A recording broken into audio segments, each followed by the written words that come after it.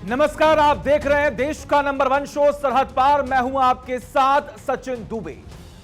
The Kerala story film को लेकर खूब बवाल मचा हुआ है। वह इस फिल्म में कहा गया था कि ऐसा सिर्फ केरल में ही नहीं होता, बल्कि अमेरिका और यूरोप के देशों में भी यह सब हो रहा है। जिसके बाद हमने एक पड़ताल की और एक रिपोर्ट तैयार की, जो रिपोर्ट इस दावे की सत्यता पर मुहर लगाती है। हमने विदेशी मीडिया की वो तमाम रिपोर्ट निकाल ली है जहां ऐसे मामलों का जिक्र होता है और हुआ भी है। विदेश में होने वाले इन जिहाद की घटनाओं को जो लोग अंजाम देते हैं, उन्हें ग्रूमिंग गैंग कहा जाता है। और इस ग्रूमिंग गैंग में शामिल होते हैं पाकिस्तानी मर्द, जो मासूम लड़कियों को अपने प्यार के जाल में फंसाते हैं, फिर उनका रेप करते हैं, उन्हें सीरिया भेज देते हैं, आईएसआईएस में शामिल करा देते हैं, जिंदगी को जहन्नुम बना देते हैं। 16 साल की लूसी लोव अपने ही घर में मां और बहन के साथ मृत पाई गई। घर में लगी आग में तीनों झुलस गए। लूसी इस दौरान दूसरी बार प्रेग्नेंट थी। इन्वेस्टिगेशन में पता चला कि इस नाबालिग को प्रेग्नेंट करने वाला अजहर अली महमूद है और उसी ने लूसी के घर में आग लगा दी। लूसी केस के बाद वेस्ट मर्सिया पुलिस ने जब ऑपरेशन चैलिस चलाया तो उन्हें पता चला कि एक सोची समझी साजिश का शिकार हुई थी।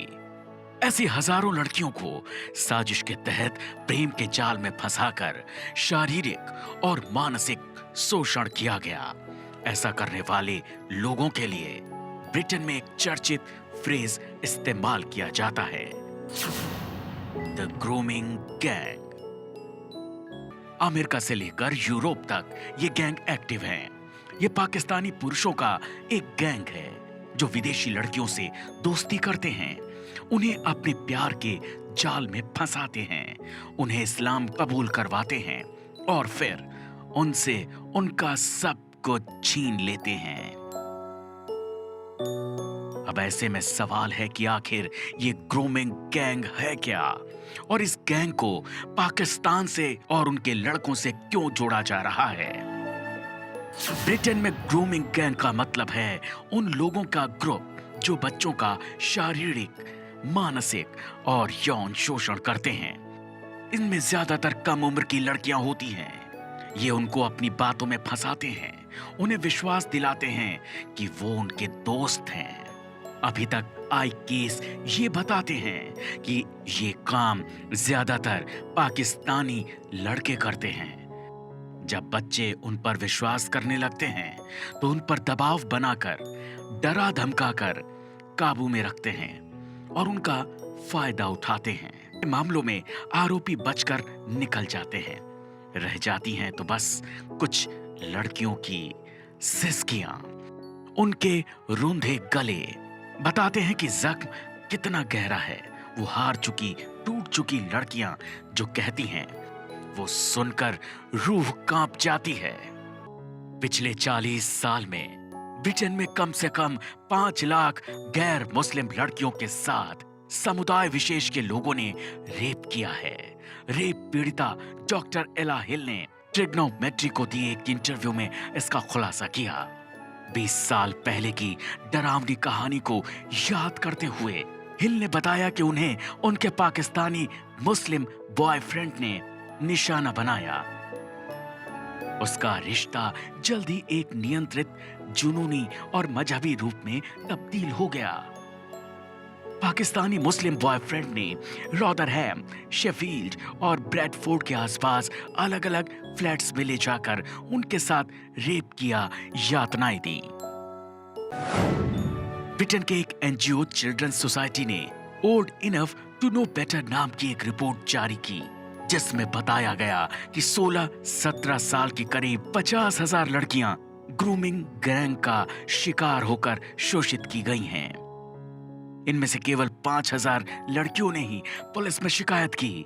2016 में ब्रिटेन के थिंक टैंक क्विलियम फाउंडेशन ने इस मामले में एक रिपोर्ट जारी की, जिसमें दावा किया गया कि ग्रूमिंग गैंग के 84% अपराधी एशियाई मूल के होते हैं।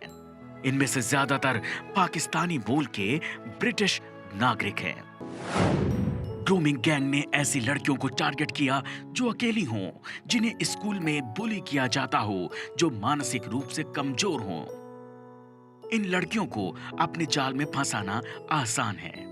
जब तक वे समझ पाती कि उनका शोषण हो रहा है, तब तक बहुत देर हो चुकी होती। कई बार तो लड़कियां ये भी समझ नहीं पाई कि उनका शोषण हुआ या हो रहा है।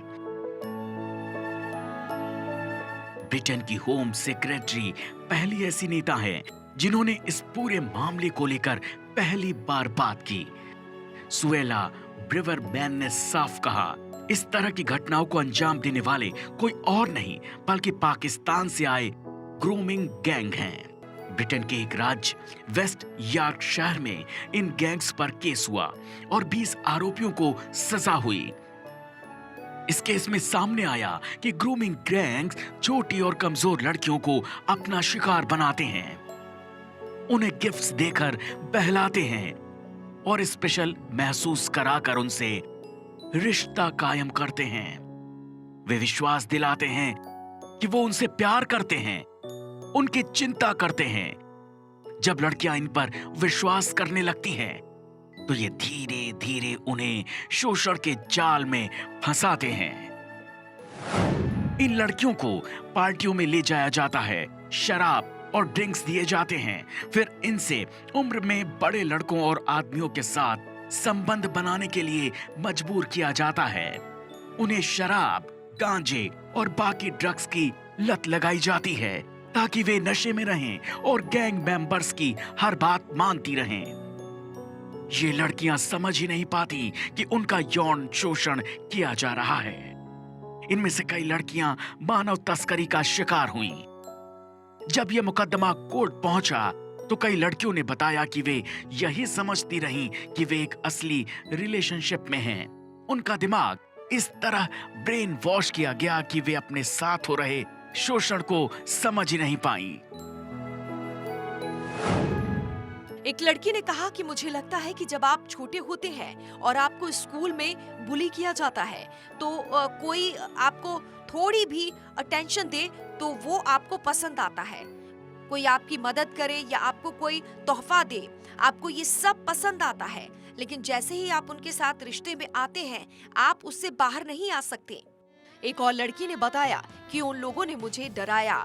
उन्होंने कहा कि मैं तुम्हें लेने आ रहा हूँ और अगर तुम नहीं आई तो मैं तुम्हारी माँ को उठा लूंगा।